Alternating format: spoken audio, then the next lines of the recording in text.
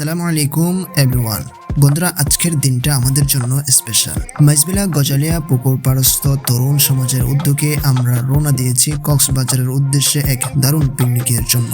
যাত্রার শুরুতেই শুরু হলো হাসি ঠাট্টা, গান, মজার জোকস আর কোরআনের সূরা তেলাওয়াত। কেউ গাইছে, কেউ গল্প করছে, কেউ আবার জানালা দিয়ে বাইরের দৃশ্য উপভোগ করছে। রাস্তার এক একটা বাঁক যেন আমাদের উচ্ছ্বাস বাড়িয়ে দিচ্ছে। ট্যুরের মূল উদ্দেশ্য শুধু ঘোরাঘুরি নয়, বরং আমাদের সমাজের তরুণ ভাইদের মধ্যে সম্পর্ক আরো গভীর করা, আধ্যাত্মিক বন্ধন শক্তিশালী করা, যেন আমরা সবাই একে অপরের আরো কাছাকাছি আসতে পারি। অনেকক্ষণ চলার পর গাড়ি থামলো, আমরা সবাই নামলাম নাস্তা করার জন্য। সেখানে ছিল সিঙ্গারা, পেঁয়াজু আর ঠান্ডা পানি। সবাই মিলে জম্পেশ আড্ডা দিয়ে নাস্তা করলাম। এরপর আমাদের এক বড় ভাই মিষ্টি নিয়ে আসলেন এবং আমরা আমাদের সবাইকে মিষ্টি বিতরণ করলেন, যা আমাদের সকালের আনন্দকে আরো বাড়িয়ে দিল। ছোট বড় সবাই মিলে ৪৫ জনের এক দারুণ দল। আর আমরা চলেছি গাড়িতে। শুরু হয়েছে আমাদের আনন্দ যাত্রা। এক কথায় গাড়ির ভেতর পুরো উৎসবের আমেজ। এখানে গল্প, হাসাহাসি আর কিছু স্মরণীয় মুহূর্ত তৈরি হলো, যা আমাদের পিকনিকের আনন্দকে আরো বাড়িয়ে দিল।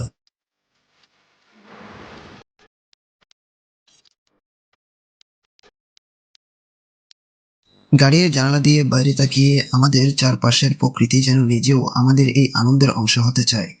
গাড়িতে ওঠার পর থেকে আমরা শুরু করি এক দারুণ যাত্রা, যেখানে একে অপরের সাথে হাসি তামাশা, গল্প আর আনন্দের মধ্যে দিয়ে সময়টা কেটে যায়।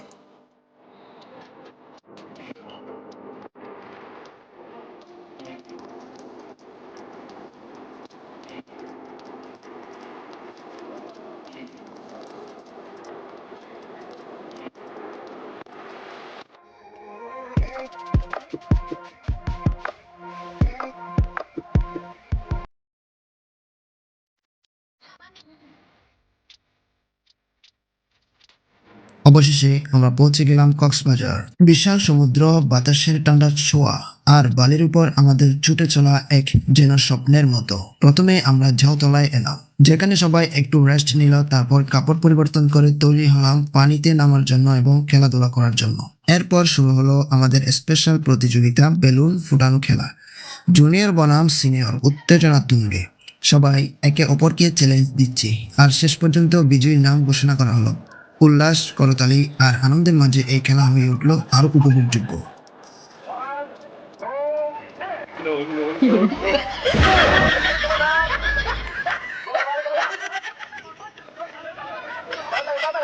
ঝাউতলায় পৌঁছানোর পর আমাদের শুরু হয় বেলুন ফাটানোর মজার খেলা।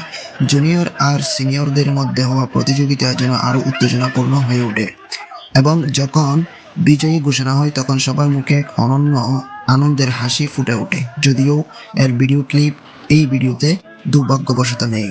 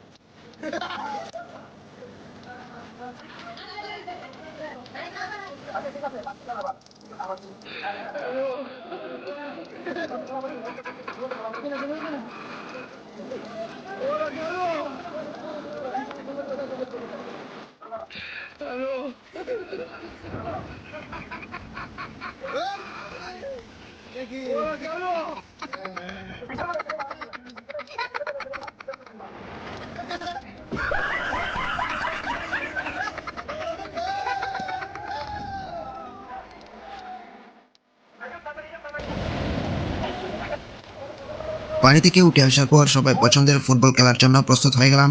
জুনিয়র আর সিনিয়রদের মধ্যে জমজমাট খেলা চলে, যেখানে প্রতিটি গোলের সাথে সবার মধ্যে আরও এক ধাপ এগিয়ে যাওয়ার উত্তেজনা ছিল।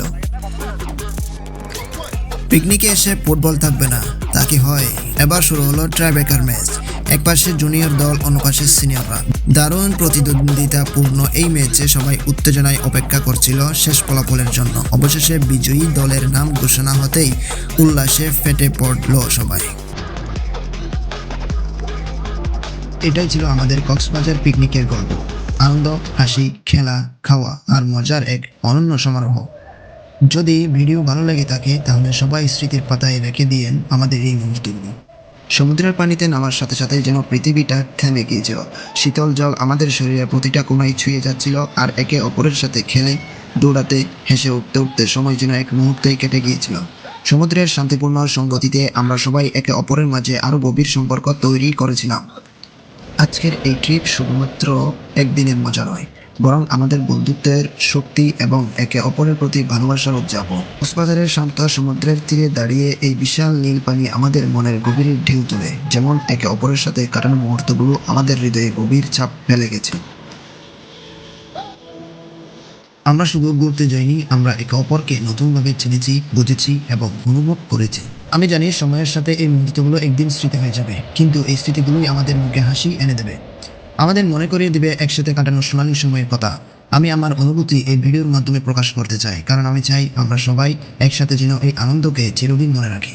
যখন আমরা সমুদ্রের ঢেউয়ের সাথে খেলছিলাম তখন মনে হচ্ছিল এই ঢেউয়ের মতোই আমাদের বন্ধুত্ব বহমান থাকবে। যখন ফুটবল খেলছিলাম তখন প্রতিযোগিতার মাঝেও একে অপরের জন্য উৎসাহ ছিল।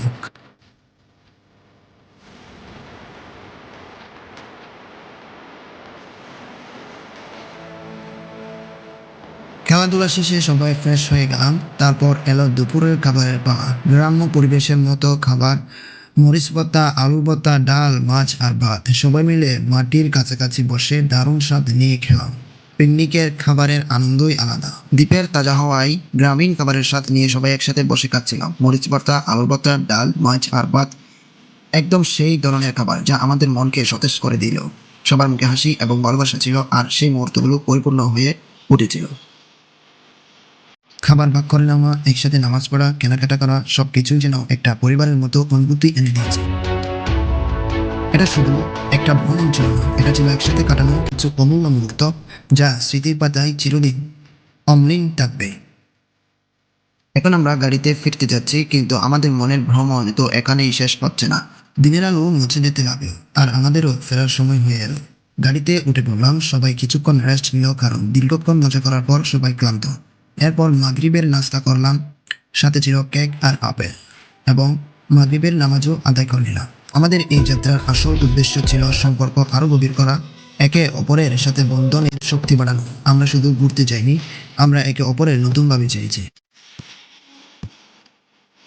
সবাইকে ধন্যবাদ। সুস্থ থাকবেন, ভালো থাকবেন। দেখা হবে পরবর্তী নতুন কোনো এক আকর্ষণীয় ভিডিওতে। আল্লাহ হাফেজ।